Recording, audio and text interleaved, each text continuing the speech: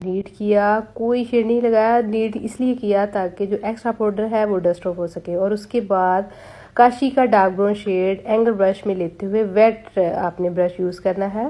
नीचे आपने एक लाइन ड्रा करनी है और ऊपर आपने शेप जो भी देनी है, एंगल शेप या राउंड शेप, उसको मुकम्मल करने के बाद हम फ्रंट की तरफ आएंगे। आप देखिए बैक साइड पर जिस तरह शेप मैं आपको बनाना सिखा रही हूँ, आपने सेम इसी तरह शेप बनानी है।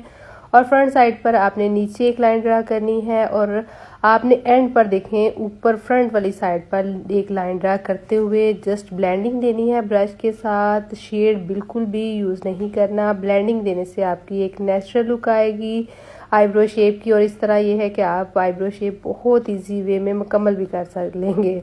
उसके बाद आप इस पुली ब्रश के साथ मज़ीद इसकी ब्लेंडिंग देनी है ताकि कहीं पड़ा हुआ शेड के की पैची सा नहीं लगे और आप एक नेचुरल सी लुक हासिल कर लें। क्योंकि अगर आप शेप आईब्रो की अच्छी बना लेंगी और उसके बाद अगर आप शेड लगाती हैं तो शेप भी के साथ साथ शेड बहुत प्यारा लगता है ना। अब देखें दोनों तरफ में मैंने इस पुली ब्रश के साथ इसको मज़ीद ब्लेंड किया और उसके बाद मैं कंसीलर के साथ इसको कंसील करूंगी। आईबॉल को कंसील करने से ये होगा कि जो हम आईब्रो शेप बना रहे हैं वो भी एक निखर कर सामने आएगी और जो शेड लगाएंगे वो भी बहुत खूबसूरत लगते हैं। स्पूली ब्रश के बाद जब हम स्मूथ ब्रश के साथ कंसीलर को आई शेप जो आपने बनाई है उसके साथ एक लाइन स्मूथ सी ड्रा करने के बाद आप पूरी आई बॉल पर इसको स्प्रेड करते हुए ब्लेंडिंग ब्रश के साथ भी आप इसको कर सकते हैं, स्मूथ ब्रश के साथ भी कर सकते हैं। और उसके बाद आपने ब्यूटी ब्लेंडर, छोटा ब्यूटी ब्लेंडर लेते हुए अच्छी तरह आई बॉल पर इसको अब्जॉर्ब करवाना है कंसीलर को, तो ताकि कंसीलर भी कहीं पड़ा हुआ, कहीं थिक कहीं लाइट फील ना हो, एक स्मूथ सी सीक्वेंस एक आ जाए। उसके बाद हम शेड लगाएंगे ताकि शेड भी एक जैसे और एक सीक्वेंस की लगे और आपको खूबसूरत भी लगे। अब उसके बाद इसको मैट लुक देने के लिए मैंने स्पंज के साथ इसको पाउडर लगाया। कॉम्पैक्ट पाउडर भी आप लगा सकते हैं, लूज पाउडर भी लगा सकते हैं, ये आपकी अपनी चॉइस है। और उसके बाद थोड़े से बड़े ब्रश के साथ इसको डस्ट ऑफ करते हुए एक्स्ट्रा पाउडर को मैंने शेड लगाऊंगी। शेड काशी ही की किट से टी पिंक शेड उठाते हुए मैंने आई बॉल पर फिंगर की हेल्प से लगाना है। हमेशा मैं आपको यही सिखाती हूँ कि आई बॉल पर आप फिंगर की हेल्प से शेड लगाया करें। फिंगर की हेल्प से शेड ये होता है कि एक तो ब्लेंडिंग बहुत अच्छी होती है, नंबर 2 आप शेड इक्वल बहुत इजी वे में मुकम्मल कर लेते हैं।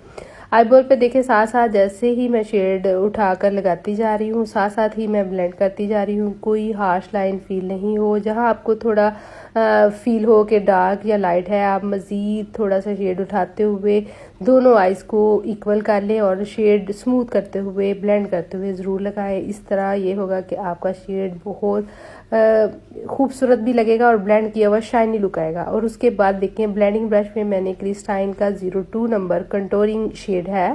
ब्लेंडिंग ब्रश के साथ क्रीज लाइन पर मैं लगाती जाऊंगी और साथ साथ ही ब्लेंड करती जाऊंगी ताकि जो मेरी आईज है ब्राइडल की वो एक स्मूथ लुक भी लगे और आपको खूबसूरत भी लगे। इस तरीके से अगर आप आइज़ बनाएंगी तो आइज़ आपको बहुत खूबसूरत और इजी वे में ये मुकम्मल हो जाएगी। तकरीबन 5 मिनट लगेंगे आपको इस आइज़ मेकअप को मुकम्मल करने के लिए और ये कि आइज़ मेकअप खूबसूरत भी बहुत ज़्यादा लगेगा क्योंकि ट्रेंड है इस मेकअप का। बहुत इजी है, कोई मुश्किल नहीं है, कोई एक्स्ट्रा शेड भी यहाँ आपको यूज़ नहीं करना पड़ेगा।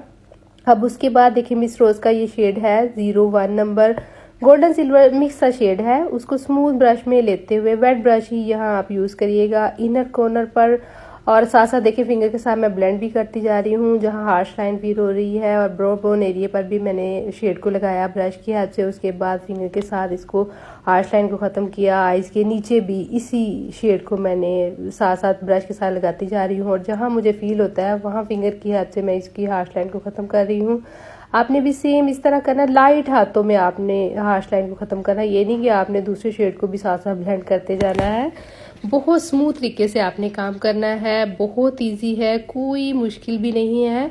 ब्रश की मदद से देखें लगाने के बाद आइज़ की लुक कितनी इन्हेंस हुई और खूबसूरत लगी है। और उसके बाद आइज़ के अंदर वाटर लाइन पर मैंने ब्रश की बैक साइड में काजल वाइट लेते हुए वो लगाया।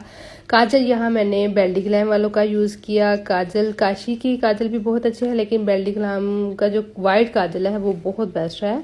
अब देखें उसके बाद मैंने लाइट हाथों से जो ब्रश है उसमें काशी का जो जेल लाइनर है केक लाइनर भी आप यूज़ कर सकती हैं। जेल लाइनर मैंने लेते हुए जो लैश लाइन है उसके ऊपर ऊपर जस्ट एक लाइन ड्रा की है, अभी कोई शेप नहीं बनाई, ताकि इस तरीके से आप लाइनर लगाएं तो आपको लाइनर लगाना बहुत इजी वे में भी आ जाए और कम वक्त में आप लाइनर इस ये है कि यूज़ कर लें और बहुत इजी होता है इस तरीके से लाइनर लगाना। उसके बाद मैंने बॉबी ब्राउन वालों का मस्कारा लगाया। मस्कारा यहाँ आपने भरकर लगाना है, वाटर लाइन की आईलैश पर भी और आईलैशेस पे जब आप थिक मस्कारा लगाती हैं तो आपकी अपनी आईलैशेस जो ब्राइड क्लाइंट की होती है वो भी थिक होने के साथ साथ जब आप ऊपर आर्टिफिशियल आईलैशेस लगाती हैं तो वो डिफरेंट नहीं लगती, इक्वल हो जाती है, दोनों एक साथ मैच हो जाती है ना। अब उसके बाद मैंने सेल्सिला लगाने के बाद बेल्डी ग्लैम वालों का ही थोड़ा पीच शेड शिमर है, ब्रश की हेल्प से, थोड़े ब्लेंडिंग ब्रश की हेल्प से मैंने पूरे आई बॉल पर लगाया। साथ साथ देखिए पिंक जो शेड है नीचे से वो भी फील हो रहा है, लेकिन शिमर जब ऊपर आप लगाएंगी तो उससे ये कि डबल लुक हो जाती है। वन शेड और उसके ऊपर शिमर जब हम लगाते हैं एक नेचुरल लुक के साथ साथ खूबसूरती डबल हो जाती है। अब उसके बाद आपने देखें एक्स्ट्रा जो शिमर है उसको डस्ट ऑफ कर लेना है। स्पूली ब्रश के साथ भी आप डस्ट ऑफ कर सकती हैं। इसके अलावा अगर आप देखें कि वो बेस के ऊपर गिरा है पाउडर, शिमर पाउडर जो होता है, वो आप वैसे ही बड़े ब्लेंडिंग ब्रश की हेल्प से ख़त्म कर सकती हैं, उसको उड़ा सकती हैं फेस से। और उसके बाद आपने मस्कारे को मज़ीद जहां आपको फील हो कि बेस लगी हुई है आईलैशेस पर या मस्कारा भी रहता है आईलैश पे लगाने वाला, तो मज़ीद एक कोटिंग कर लें और उसके बाद आपने आईलैशेस लगानी है। आईलैशेस लगाने के बाद ही मैं लाइनर को मुकम्मल करूंगी और आपको सिखाऊंगी कि आप आउट कॉर्नर पर और इनर कॉर्नर पर किस तरीके से लाइनर को मुकम्मल कर सकती हैं और आईज की शेप को डिफरेंट और चार चांद लगा सकती हैं। आईलैशेस यहाँ मैंने क्रिस्टाइन वालों की जो गम है, वाइट गम से भी आप लगा सकती हैं, लेकिन मैं ज़्यादातर ब्लैक गम से ही आईलैशेस लगाती हूँ। आईलैशेस को गम लगाने के तकरीबन 1 मिनट के बाद आप ज़रूर इसको स्टे दिया करें और उसके बाद आप आईलैशेस को लगाया करें आईज पर। अब उसके बाद आउट कॉर्नर पर जिस तरह मैं ब्रश को थोड़ा ऊपर उठाते हुए एंगल शेप दे रही हूँ, आपने भी सेम इस तरह करना है।